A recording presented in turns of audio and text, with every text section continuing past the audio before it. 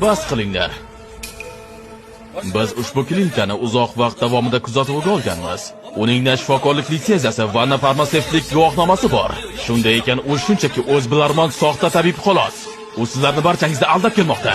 Bekorni aytibsiz. Doktor Lian haqiqiy qobiliyat egasi. Sen ham uning sherigisan.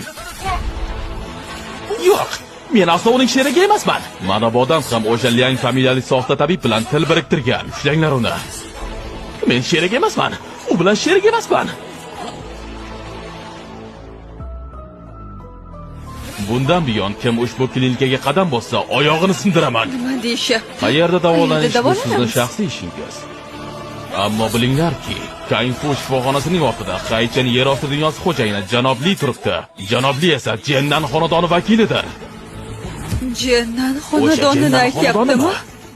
Hammasini buzinglar. Bir paytlar sening ulg'ayishingni ko'rish uchun yashashga intilardim. Hatto bir tiyinni ham behuda sarflashga botin olmasdim.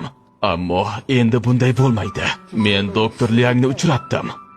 U mendan bor yo'g'i 10 yuonni olib, menga yana 5 yil umrni sovg'a qildi.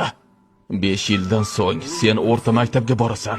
O'sha vaqtda sen mustaqil bo'la olasan. Bobong esa xotirjam ko'z yumishi mumkin.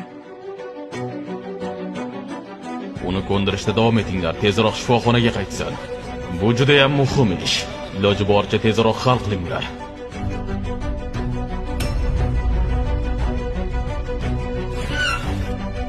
Otaxon, nega hali tuzalmasingizdan turib kasalxonadan ruxsatsiz ketib oldingiz? Bu sizning hayotingiz va sog'lig'ingiz uchun kerak-ku. U yerda yotish uchun mening pulim qolmagandi. Sizga pul muhimmi yoki joningizmi? Uyingizni soting-da, shifoxonaga qaytib davolanishingizni davom ettiring. Axir shunday qilsangiz o'zingizga ham yaxshi emasmi? Hoziroq bu yerdagi hamma narsani ko'zimdan yo'qotinglar. Birortasi ham qolmasin, hammasini sindiringlar.